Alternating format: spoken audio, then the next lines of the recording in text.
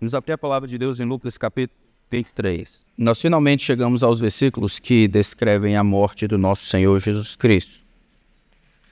No credo apostólico, o que foi conhecido para nós como credo apostólico, dizia: creio em Deus Pai Todo-Poderoso, Criador dos céus e da terra, creio em Jesus, seu único Filho, nosso Senhor, o qual foi concebido de Maria Virgem, padeceu sob Pôncio Pilatos, foi crucificado, morto e sepultado.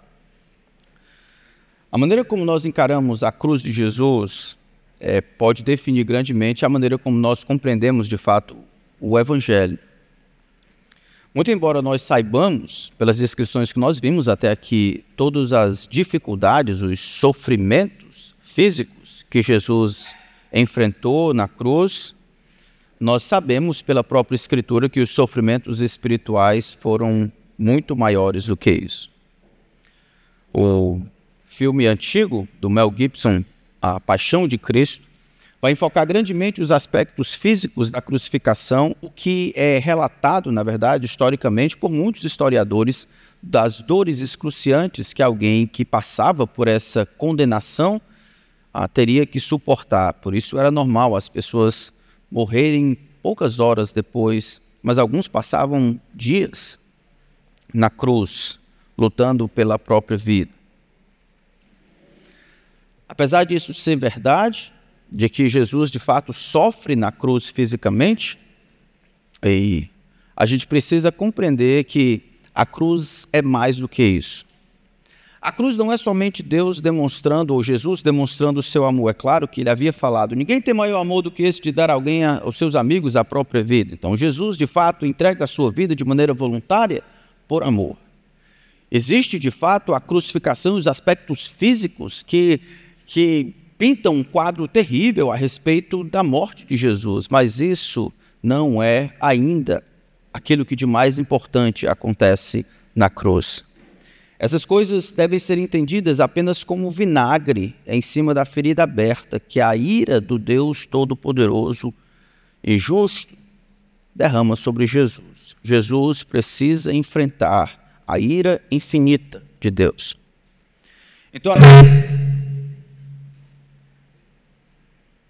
Então, agora eu tenho a atenção de vocês.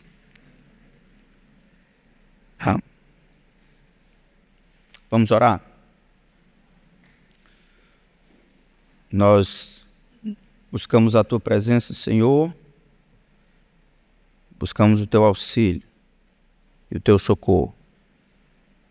Queremos magnificar a cruz do Teu Filho, porque nela nós vemos o castigo que nos traz a paz bem diante de nós. Mas como o Senhor bem ensinou, existem outros poderes que desejam nos distrair e nos desviar da atenção devida. Tua providência, a Tua soberania trouxe cada um de nós, tanto aquele que fala, quanto todos nós que vamos escutar. Mas nós nunca ignoramos a nossa necessidade, a assistência do Senhor. Tua palavra será lida e ela será explicada. Eu peço que ela venha na autoridade do Senhor, que ela seja o martelo que despedaça a penha, que ela não volte, não retorne para o Senhor vazia, mas opere as mudanças que o Senhor planejou para ela. Peço que o Senhor não nos permita fugir do que ela tem a dizer e que ao final desse tempo o Senhor receba a glória que merece. Que os pecadores, todos nós, possamos lidar com a cruz do Teu Filho, responder ao fato de Jesus, aquele que não conheceu o pecado, se fez pecado por nós. Possamos responder de uma maneira que agrade ao Teu nome. É o que nós imploramos, em nome de Cristo. Amém. Então, enquanto nós acompanhamos Jesus nessas últimas horas da crucificação, nós finalmente chegamos ao capítulo 23, versículo 44 em diante. Até aqui, depois que Jesus ele é levado para ser crucificado, Jesus já falou algumas vezes. Ele falou com as mulheres, no versículo 28, filhas de Jerusalém, não chorem por mim. Falou um pouco mais na frente, com aqueles que estavam torturando diante dos seus sofrimentos, no versículo 34, Pai, perdoa-lhes, vocês Eles não sabem o que eles estão fazendo. Falou a um dos malfeitores de maneira positiva: ainda hoje você estará comigo no paraíso. E agora é a última vez que Jesus vai falar, pelo menos relatado aqui no Evangelho de Lucas: Pai, nas tuas mãos entrego o meu espírito. Agora, nesse exato momento, passando ao meio-dia, Jesus já está lá na cruz por algumas horas. Agora, passando o meio-dia, nesse momento aqui, Lucas vai nos dar uma descrição breve, mas muito profunda do que está acontecendo na cruz. Enquanto nós caminhamos no ministério de Jesus e Jesus se aproxima do fim do seu ministério, a gente precisa compreender que sem a cruz, os milagres não são suficientes. Sem a cruz, os seus ensinos não são suficientes. Sem a cruz, sua perfeição não é suficiente. Sem a cruz, a sua demonstração de amor, o modelo que ele apresenta não é suficiente. A cruz ratifica tudo o que aconteceu. Jesus veio para esta hora. E tudo o que aconteceu antes disso apenas tem a sua consumação, tem a sua força, tem a sua vida por meio da morte de Jesus na cruz. Jesus deve morrer voluntariamente como um sacrifício vicário e substitutivo. E as palavras de Lucas são bem resumidas e bem simples. Vamos dar uma lida lá. Lucas capítulo 23, a partir do versículo 44, diz assim a palavra do grande Deus: Já era quase meio-dia, e escurecendo-se o sol, houve trevas sobre a terra, sobre toda a terra, até as 3 horas da tarde. E o véu do santuário se rasgou pelo meio.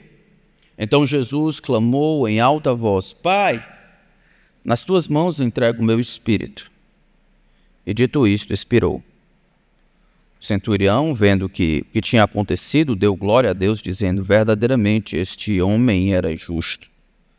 E todas as multidões reunidas para aquele espetáculo, vendo o que havia acontecido, retiraram-se batendo no peito.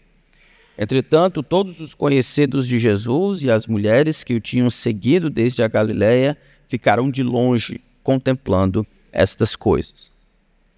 Essa é a última vez que o nosso Senhor vai falar em vida, mas antes disso, algumas coisas precisam ser entendidas aqui.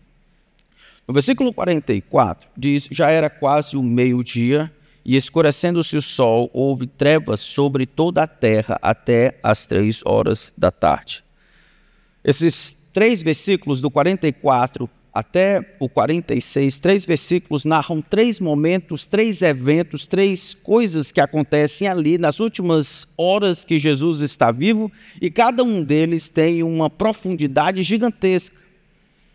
Interessante que Lucas ele resume dizendo, apenas descrevendo o que aconteceu, mas a profundidade do que está acontecendo aqui é difícil de mensurar em palavras. Eu preciso que vocês me acompanhem prestando atenção. São as últimas horas do nosso Salvador. E aí nós vemos 3 mensagens. Uma mensagem do Criador por meio da escuridão. Nós vamos ver uma mensagem de Deus por meio do véu do santuário sendo rasgado. E por último, uma mensagem ou um clamor do próprio Jesus, dizendo: Pai, nas tuas mãos entrego o meu espírito. Então nós começamos com a mensagem do Criador por meio da sua criação, as trevas que acontecem aqui. Algumas pessoas têm a tendência de achar que aqui nada mais é do que um eclipse lunar. Mas aqueles que leem a Escritura sabem que a Páscoa deveria acontecer no mês de Nissan, entre os dias 14 ao 22, o que é a lua cheia. Então a Páscoa, que é esse momento em que eles estão celebrando a Páscoa, era aquela festa inaugural da libertação do povo de Israel do Egito depois de estar 400 anos preso lá, sendo escravo.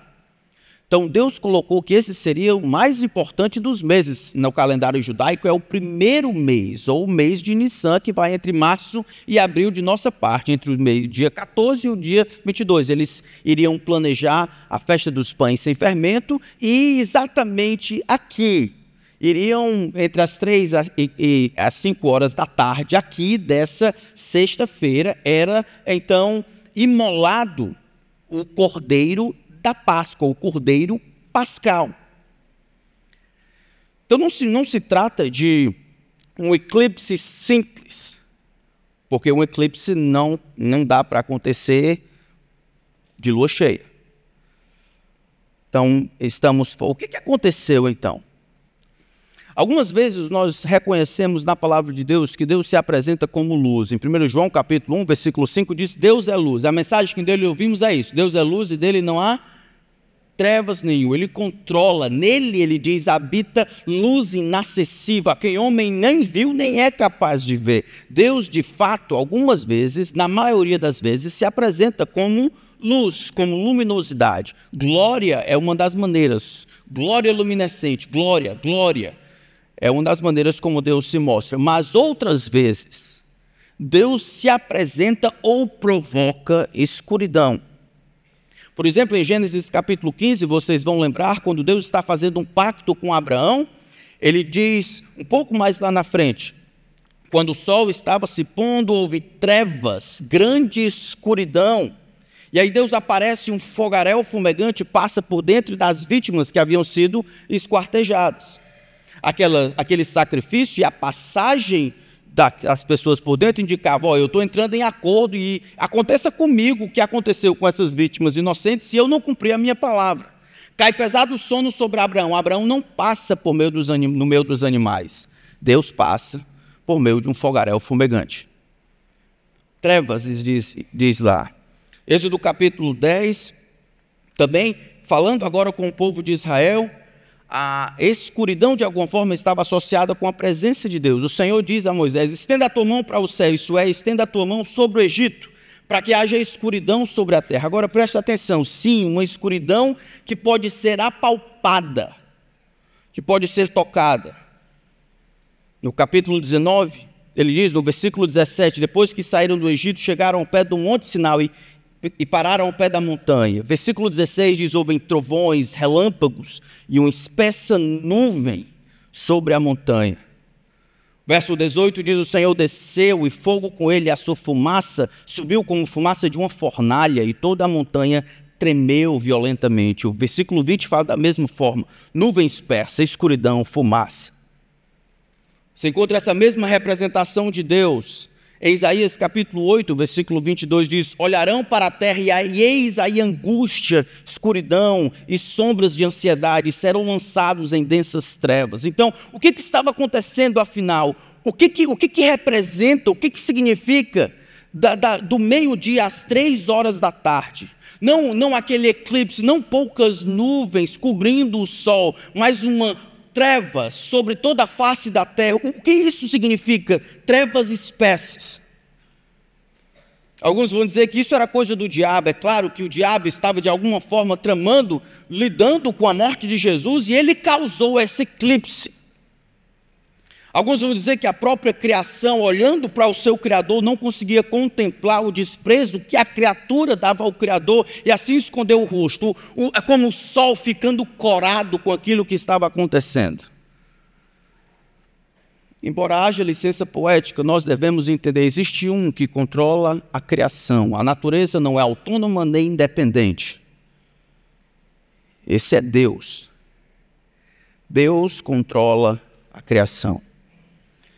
Até agora, irmãos, nós temos visto na crucificação os homens falando e blasfemando e reclamando e desfazendo-se de Jesus. Jesus como uma vítima inocente, parecendo mudo, ele não redargue, ele não vai contra, ele não faz ameaças, ele simplesmente como cordeiro mudo diante dos seus tosqueadores, ele acompanha, atendendo à vontade de Deus para ele. Mesmo ele tendo orado, Deus disse não e ele aceita voluntariamente. Os homens falam, Pilatos fala, Herodes fala, as mulheres falam, o ladrão da cruz fala, os algozes falam, agora é a hora de Deus falar. Deus estava olhando o que acontecia na cruz. E aquela comédia, e aquela ironia, e aquele contraste agora se acaba. Deus tem algo a dizer na cruz sobre o sacrifício do seu filho. As trevas espessas, elas são associadas com Deus num momento bem específico da história que ele tem traçado na Escritura. O Antigo Testamento muitas vezes descreve um momento escatológico, isso é um momento último em que Deus viria e ele finalmente colocaria as coisas no lugar onde ele viria e removeria a autoridade, e removeria a liberdade que os homens teriam para fazer o mal, e iria vindicar os justos e inocentes por terem sofrido na mão daqueles que eram infiéis e impiedosos, iria vindicar os justos, iria destruir de uma vez por todas aqueles que eram ímpios, insolentes, pecadores que não se arrependeram, não se dobraram diante de sua soberania. Este momento em que Deus toma o protagonismo da sua história e faz justiça com as próprias mãos, ele é chamado de o dia do Senhor. O dia do Senhor foi profetizado como um momento, em contraste com o dia do homem, que o homem tem uma certa liberdade, em que o homem pode tantas vezes viver a sua vida desrespeitando o grande Deus e achando que tudo está tranquilo. Deus separou desde o tempo passado um momento, o dia da vingança, ele diz, o dia do Senhor, o dia em que eu dou aos homens o que os homens merecem, um dia em que a graça acaba, em que a misericórdia é apenas uma lembrança que machuca, mas ela não está presente. Um dia em que Deus vindica aqueles que são justos e traz punição daqueles que são ímpios. Eu vou ler com vocês alguns textos da palavra de Deus. Abram lá em Joel, capítulo 1. O livro de Joel, capítulo 1. Ele fala muitas vezes sobre o dia do Senhor. Joel capítulo 1, versículo 15, diz assim a palavra do profeta: ah, que dia, ele diz. Porque o dia do Senhor, e vocês estão vendo o dia do Senhor em letras maiúsculas. Ah, o dia, porque o dia do Senhor está perto, ele vem como destruição da parte do Todo-Poderoso. Capítulo 2 de Joel, versículo 1, toquem trombeta em Sião e deem um alarme no meu santo monte, que todos os moradores da terra tremam. Vejam, não é algo reservado para os judeus, somente para Israel, para Jerusalém, quando todos os moradores da terra tremam, porque o dia do Senhor está chegando, já está próximo. É dia de quê? Trevas e escuridão, dia de nuvem, densas trevas. Versículo 10 do mesmo capítulo, ele diz, diante deles a terra treme, os céus se abalam, o sol e a lua se escurecem, as estrelas deixam de brilhar. O Senhor levanta a sua voz diante do seu exército, porque o seu arraial é enorme. E quem executa as suas ordens é poderoso. Sim, grande, muito terrível é o dia do Senhor. Quem o pode suportar? É destruição, o dia do Senhor é destruição, é devastação, é mortandade, que ninguém sobrevive. É ali, Deus derramando a sua ira sobre as pessoas. No versículo, ainda no mesmo capítulo, capítulo 2, ele diz, no versículo 30, mostrarei prodígios no céu e na terra, sangue, fogo, e colunas de fumaça. O sol se transformará em trevas e a lua em sangue antes que venha o grande e terrível dia do Senhor. O próximo profeta é Amós. Depois de Joel vem Amós. Você pode já andar para lá. Amós capítulo 5. Olha o que diz o versículo 18. Ai dos que desejam o dia do Senhor. Para que vocês desejam o dia do Senhor? Será um dia de trevas e não de luz. Será como se o homem fugisse de um leão e lhe saísse ao encontro um urso. Ou como se entrando em casa e encostando a mão na parede fosse mordido por uma cobra. Isso é, não há escapatória. O dia do Senhor será um dia de trevas e não de luz. Será um dia de completa escuridão, sem nenhuma claridade. Capítulo 8, versículo 9. Ele diz, naquele dia, diz o Senhor Deus, farei que o sol se ponha ao meio-dia, como se a terra, e com que a terra se cubra de trevas em pleno dia. O próximo texto é Sofonias.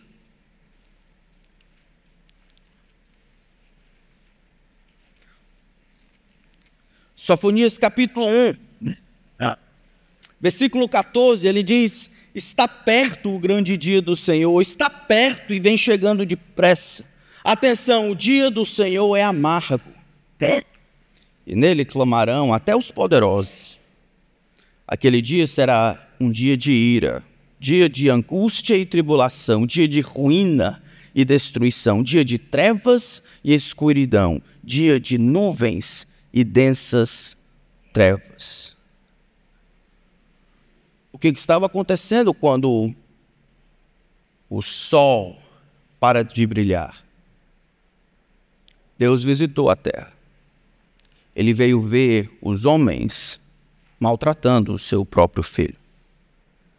Eu acredito que os homens entendiam e eles esperavam que o dia do Senhor, essa ira, esse momento de justiça efetuada pelo próprio Deus, estava reservada para o futuro. Eu acho que eles iriam entender. Os evangelhos não relatam nada sendo dito. Eu fico imaginando, são trevas. Trevas não que estão passando, não que está nublado, trevas espesses, trevas que se pode quase que tocar. Durante esse momento, Jesus não diz absolutamente, na verdade, nenhum dos evangelhos diz qualquer coisa que é dita durante meio-dia até as 3 horas da tarde. Tudo que é dito depois, até pelos outros sinóticos, como Marcos e Mateus, é depois das 3 horas, em 3 horas. 3 horas de trevas sobre toda a terra. 3 horas de ira. 3 horas de julgamento. O povo de Israel saberia muito bem que a presença de Deus poderia ser associada com escuridão. Escuridão sobrenatural, inexplicável. Não estamos falando de uma escuridão passageira, uma escuridão que poderia ser tocada. O que estava acontecendo? Durante aquelas 3 horas, eu acredito que o Senhor derramou a sua ira, o seu julgamento sobre a terra.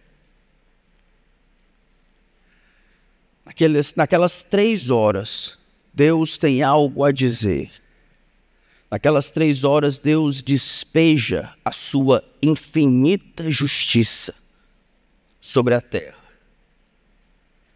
O que me chama a atenção é que não são os soldados romanos que são as vítimas dessa ira. Essa ira não cai sobre as pessoas do mundo inteiro. A ira não encolhe as pessoas vivas. Os homens não são destruídos. Não é sobre os sumos sacerdotes que rejeitaram Jesus. Não é sobre as pessoas que estão caçoando, blasfemando de Jesus. A ira cai sobre seu próprio filho. Não deveria ser estranho para nós entender isso.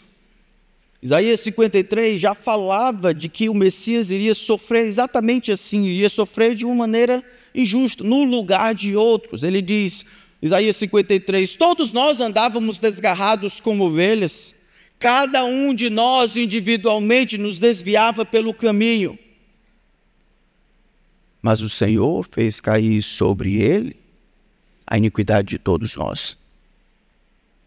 Posto que nunca fez injustiça, nem dolo algum se achou em sua boca. Todavia, ao Senhor agradou moê-lo, fazendo-o enfermar. Durante 3 horas, quando os céus não dão a sua claridade, eu acredito que é o grande Deus, Deus Pai, despejando de uma maneira definitiva, punindo aqueles por quem Cristo morreu, recebendo de maneira infinita o castigo que nos traz a paz. A infinita justiça encontrando uma infinita perfeição. Uma demanda infinita, recebendo uma satisfação infinita. Talvez você pode pensar, mas pastor, 3 horas, Deus derramando ira infinita por 3 horas, por que isso é suficiente para Jesus? Ora, uma das razões porque as pessoas não saem do inferno depois de irem para lá, é porque a ira infinita, que é ligada à dívida infinita que os homens, eu e você, contraímos com os nossos pecados, não se paga senão na eternidade. Não é o tempo, porque o infinito não tem fim. Não é o tempo, nem em valor, nem em intensidade, que resolve o problema. E a questão de Jesus de passar 3 horas recebendo o cálice do furor, da ira do Deus Todo-Poderoso, é que uma demanda infinita finalmente encontrou alguém que, com valor, perfeição, justiça infinito, para saciar, apaziguar os reclames de um Deus justo. Jesus, ele aguentou, Deus trouxe o inferno sobre o seu filho.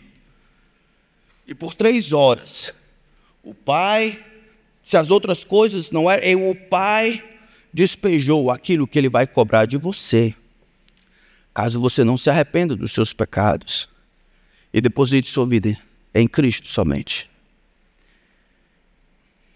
Nós temos uma tendência de desvalorizar a cruz e achar que as coisas que estavam do lado de fora são de fato as mais importantes.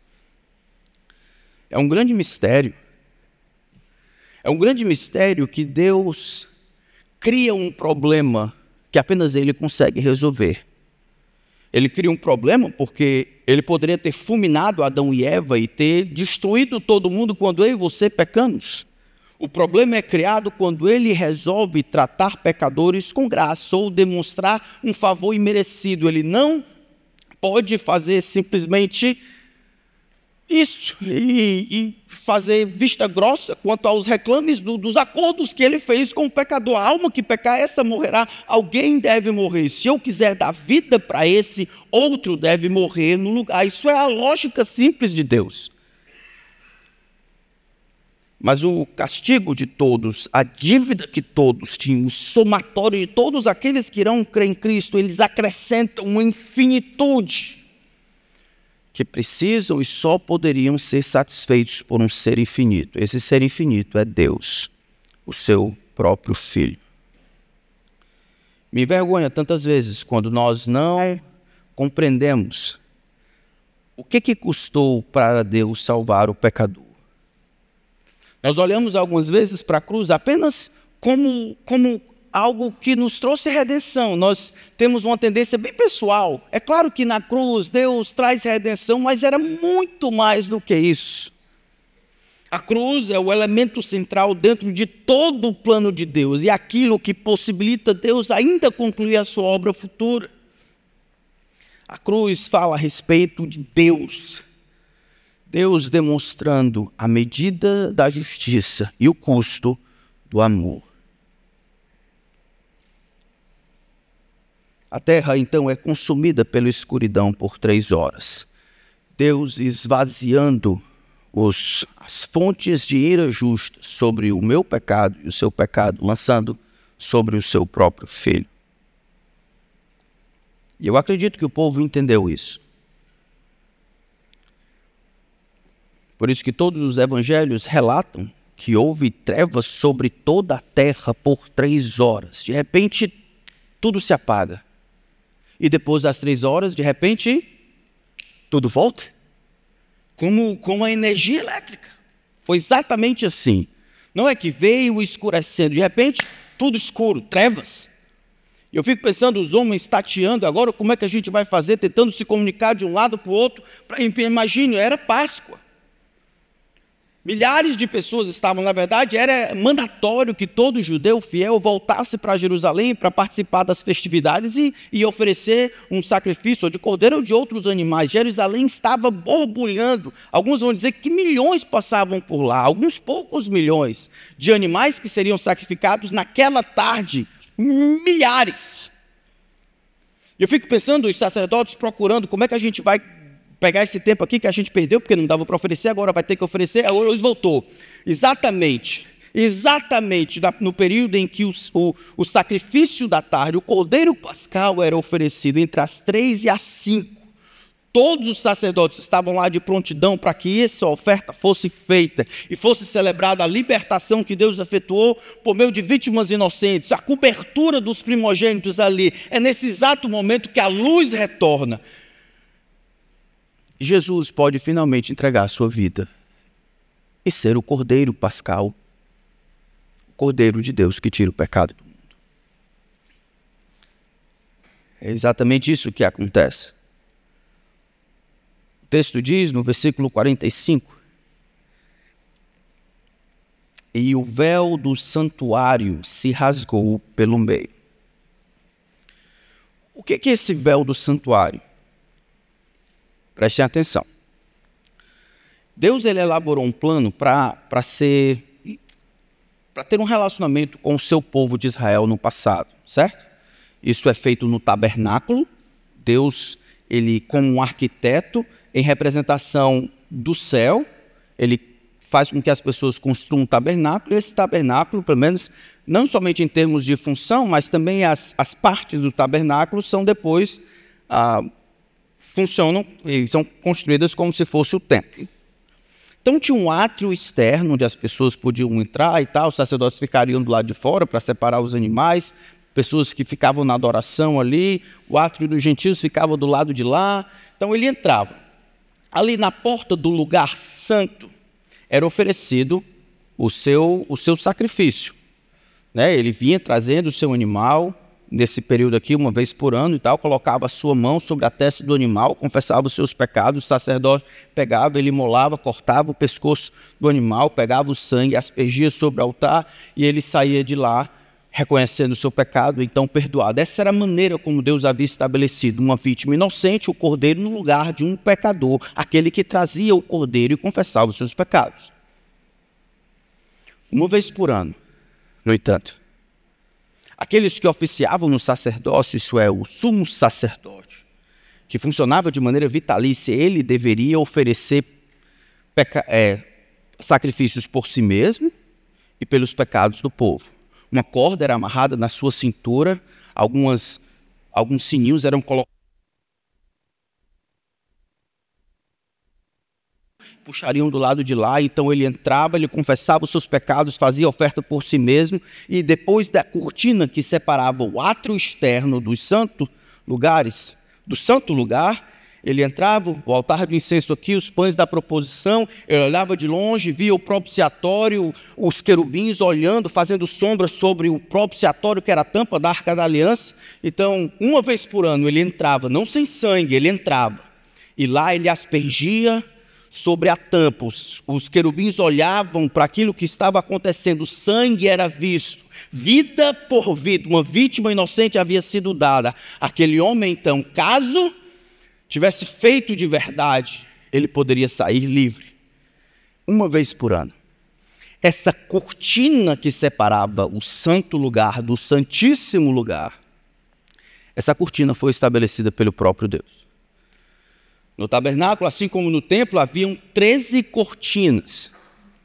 Aqui, no entanto, pela descrição, o véu do santuário parece demonstrar que era o lugar que separava, era a cortina que separava o lugar santo do lugar santíssimo.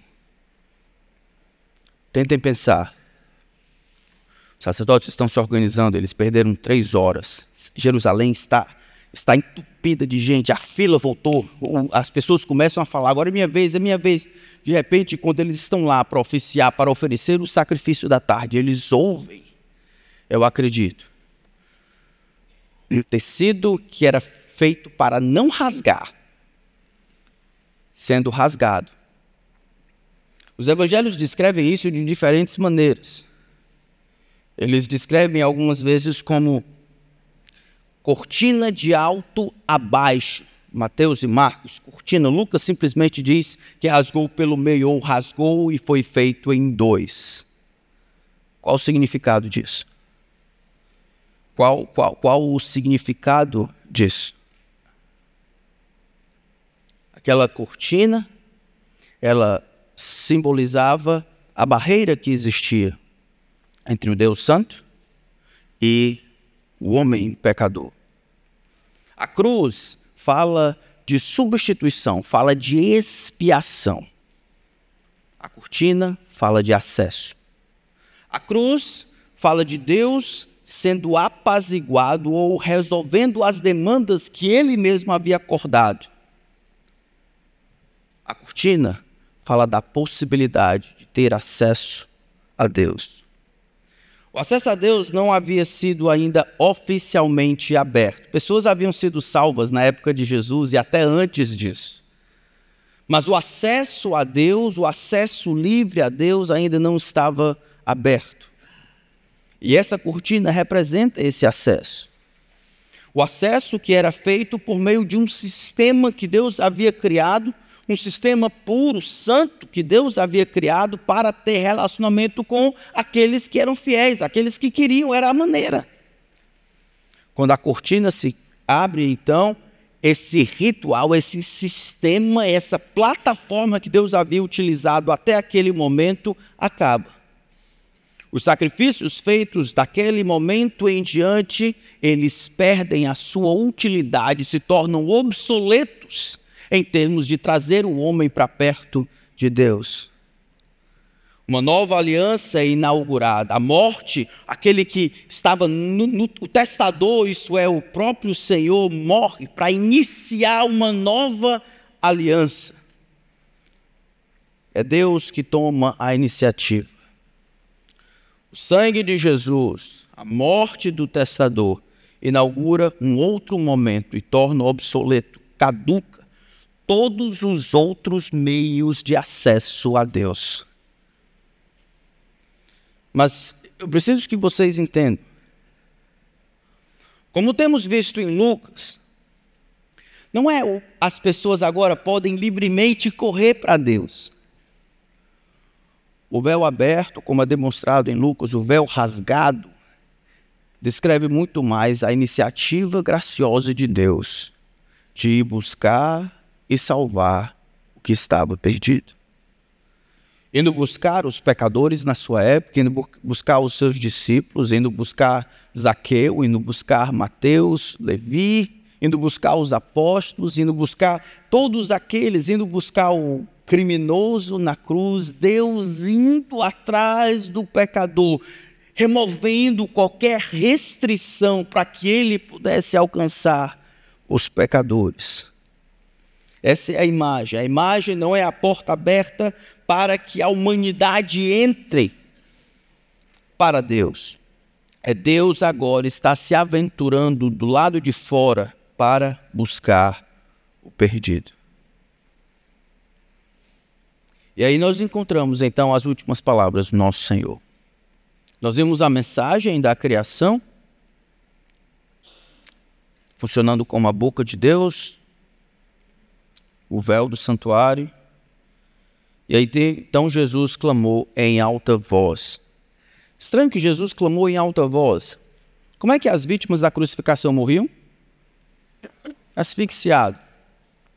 O que nos dá a entender que a morte dele não foi uma morte onde ele não tinha mais força.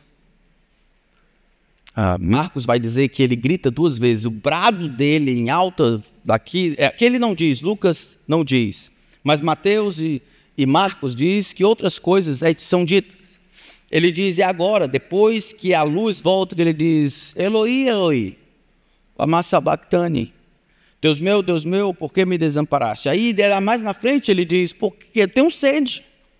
E aí, depois de provar, é aí que ele diz, está consumado. E aí ele faz, Pai, em tuas mãos entrego o meu espírito. E dito isso, ele rende o espírito. Isso se parece muito com o que ele havia dito em João. Eu espontaneamente adoro, esse mandato recebi de meu pai, a vida que eu tenho, ninguém toma de mim. Eu escolho quando eu morro, eu realmente entrego a vida por vocês. Não é que eu fui de alguma forma assassinato como se eu não pudesse fazer outra coisa, não. Eu cumpri o que eu deveria cumprir, agora é o momento de entregar a minha vida. Mas o que essa Pai nas tuas mãos entrega o meu espírito significa?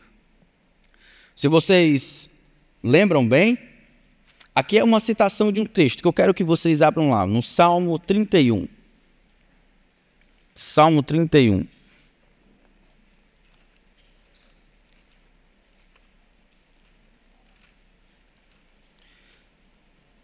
Salmo 31, versículo 5. Um salmo de confiança. É isso que Jesus cita na cruz. Nas tuas mãos entrego o meu espírito. Tu me remiste, Senhor, Deus da verdade. O texto é esse. Mas vocês perceberam bem que existem algumas mudanças, tá certo? Duas mudanças. Qual é a primeira delas?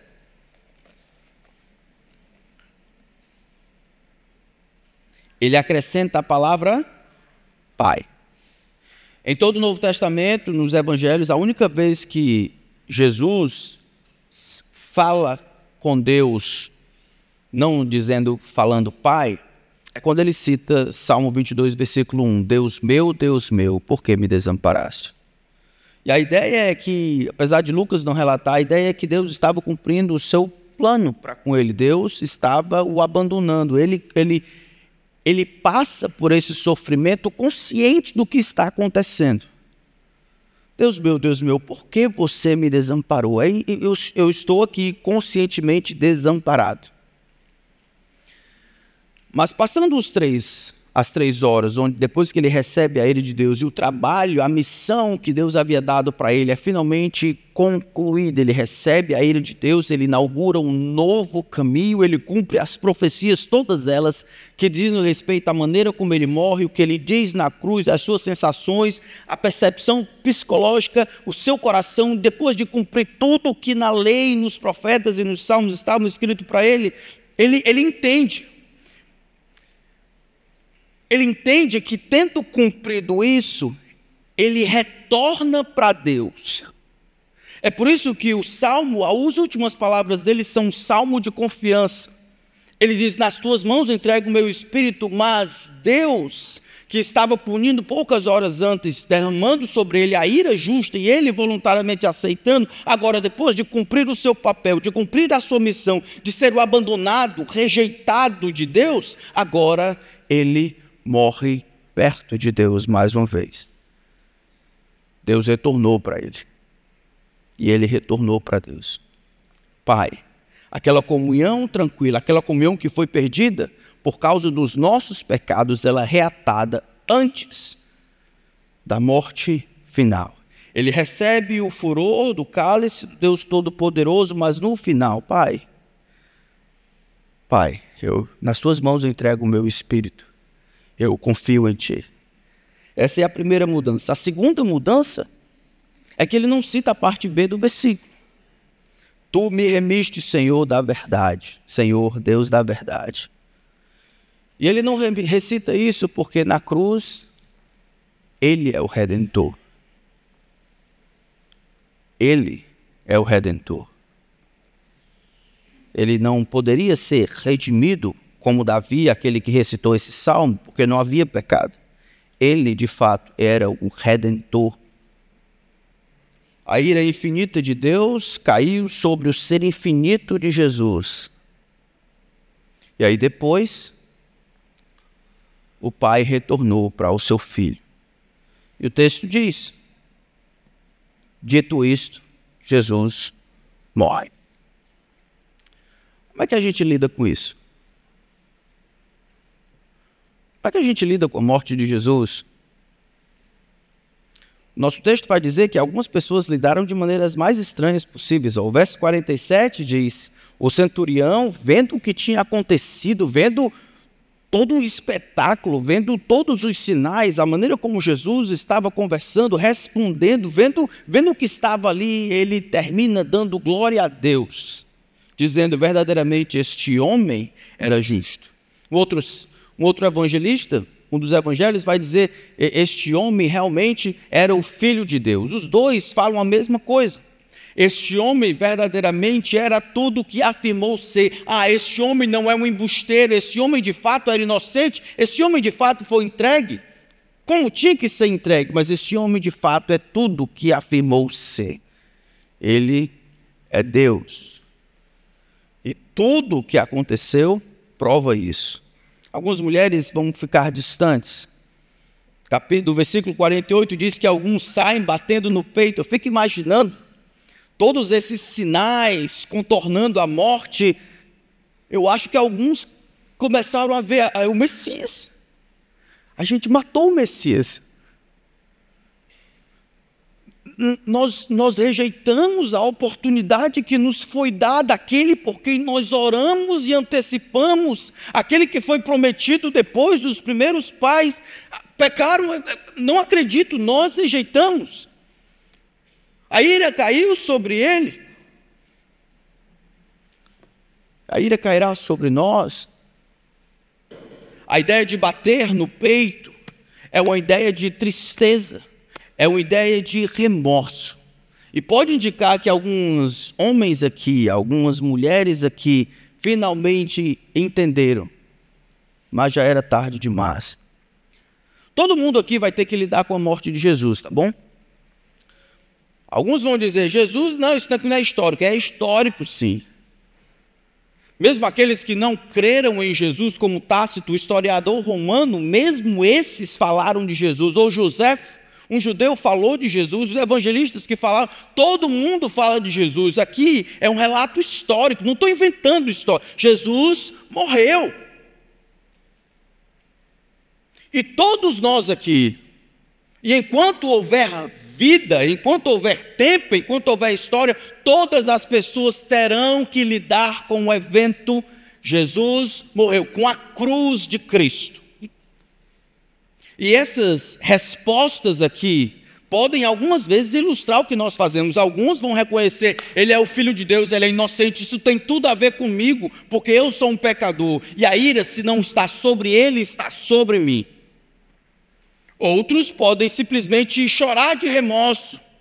Eu vou com essa história tosca e herética de que eu vou aceitar Jesus, ou que eu vou para a igreja, ou que eu vou... E outros vão olhar de longe. Um dia vai chegar a minha vez. Um dia vai chegar a minha vez. Um dia vai chegar a minha vez. Como é que você vai responder à morte de Jesus? Nós podemos dar glória a Deus, irmãos. Assim como esse homem aqui. Nós damos glória a Deus por reconhecer a centralidade da cruz de Cristo. A cruz de Jesus cumpre as profecias de rejeição, sofrimento e morte violenta. Que era exatamente o que deveria acontecer. Pecado destrói, pecado é uma desgraça, pecado aniquila, pecado rouba, pecado drena. Quer saber o que pecado faz? Olhe para a cruz. A cruz revela a gravidade do pecado. A cruz revela que Deus não tolera nem brinca com o pecado. A cruz de Cristo é central, porque é como se convergisse nela o plano de Deus e reverberasse a partir dela toda a obra de Deus. As muitas imagens que a gente vê no Novo Testamento apontam para suas realizações. Muitos dos conceitos que nós dizemos aqui e acolá, todas estão ligadas, convergindo na cruz. Era a maneira como as pessoas daquela época, vivendo naquela época, lá no Mediterrâneo, iriam entender. Por exemplo, a corte legal. Nós vemos a justificação. No mundo do comércio, nós temos a redenção. Nos relacionamentos pessoais, nós temos a reconciliação. Na adoração, nós temos o sacrifício. No campo de batalha, nós temos a conquista do mal e da morte. Romanos 5,9 diz logo, muito mais agora, sendo justificados por seu sangue. Aqui é a cruz. Seremos por ele salvos da ira. Efésios 1,7, nele temos a redenção pelo seu sangue, isto é, a cruz, a remissão dos pecados. Colossenses 1,20, que, havendo feito a paz pelo sangue da sua cruz, por meio dele reconciliasse consigo mesmo todas as coisas. Hebreus 9,28, assim também Cristo, tendo se oferecido uma vez por todas para tirar os pecados de muitos. E Colossenses 2,14, a conquista do mal, ele diz, cancelando o escrito de dívida que era contra nós e que constava de ordenanças, o qual nos era prejudicial, removeu inteiramente, cravando-o na cruz, e despojando os principados e as potestades, publicamente os expôs ao desprezo, triunfando sobre eles na cruz. Difícil encontrar algo que Deus faz parte da cruz. A cruz afeta tudo, assim como o pecado afetou todas as coisas, cada molécula dos seres humanos e dos outros animais, a criação gemendo assim também por meio da cruz. Deus inaugura e decreta a sua conquista sobre todas as coisas. Nossa justificação, nossa redenção, nossa reconciliação, nosso sacrifício substitutivo e vicário, nossa conquista sobre o mal e sobre a morte. Nós iremos viver por causa da morte de Jesus na cruz. A cruz não é algo que deve ser tratado de maneira leviana. É por isso que nós cantamos sobre ela. É por isso que por muito tempo nós penduramos elas, não com crucifixo, mas a cruz, a lembrança da cruz. Por isso que elas ainda estão nos lugares onde as pessoas se reúnem ali. Deus se mostra o justo e justificador. Deus demonstra quanto ama o pecador. Deus satisfaz a sua ira. Deus reconcilia consigo o mundo. Deus triunfa sobre o mal. Deus destrói o diabo. Deus destrói o seu poder. Deus conquista sobre a morte. Deus faz as coisas que Deus faz por meio da cruz. As expensas dos sofrimentos e agonia do seu próprio Filho. É Deus se livrando de Deus, Deus apaziguando a Deus, Deus curando a Deus nesse sentido. Deus resolvendo o problema.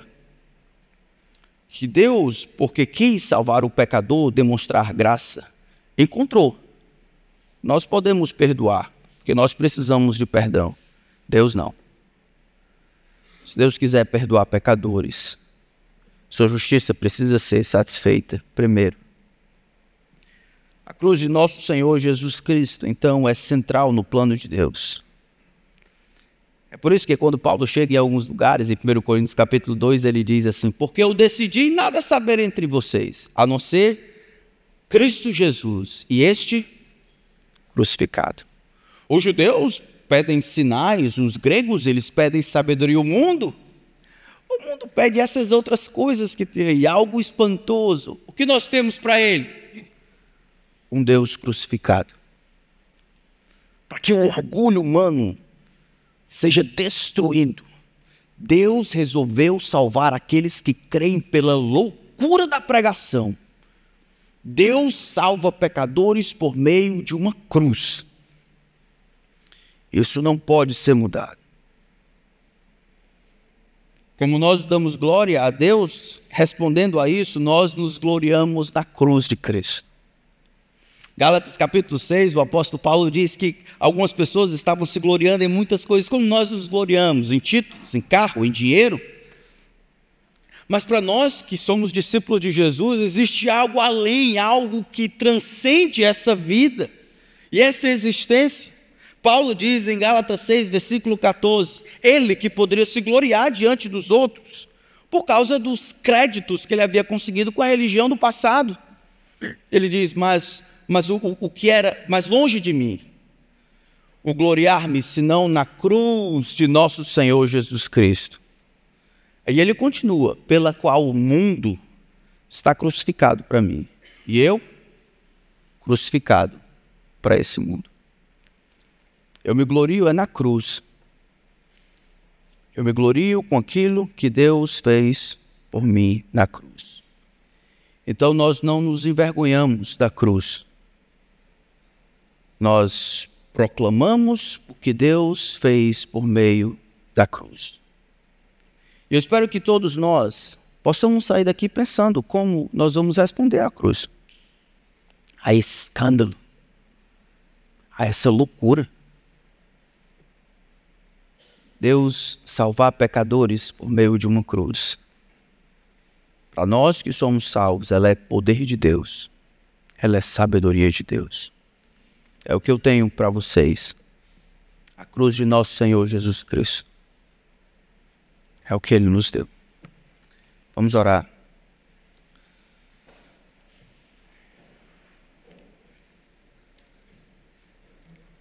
Senhor,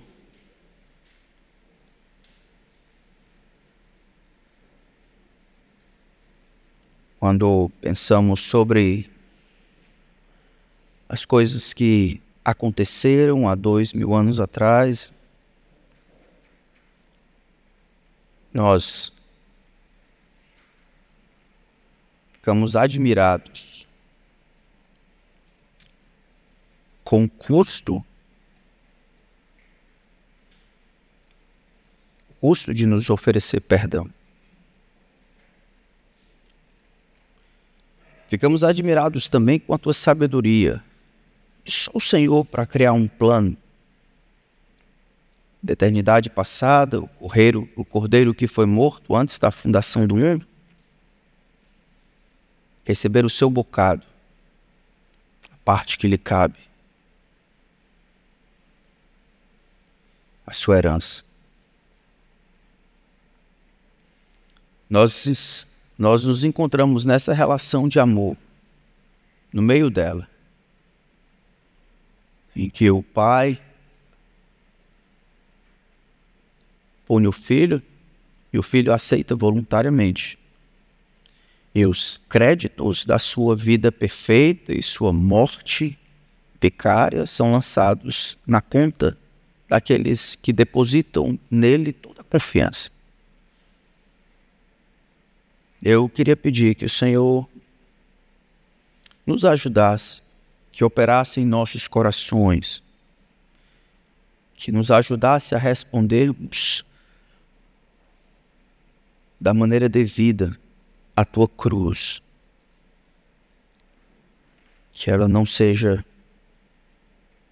esvaziada pelas nossas ideias e opiniões, que ela seja profunda, completa e satisfaça o nosso coração. Lembramos que aquele que não conheceu o pecado, o Senhor fez pecado por nós, para que nele fôssemos feitos justiça do Senhor. Daqui a pouco nós vamos lembrar, de maneira intencional, daquilo que o Senhor fez por nós. Nos ajuda a nos avaliarmos,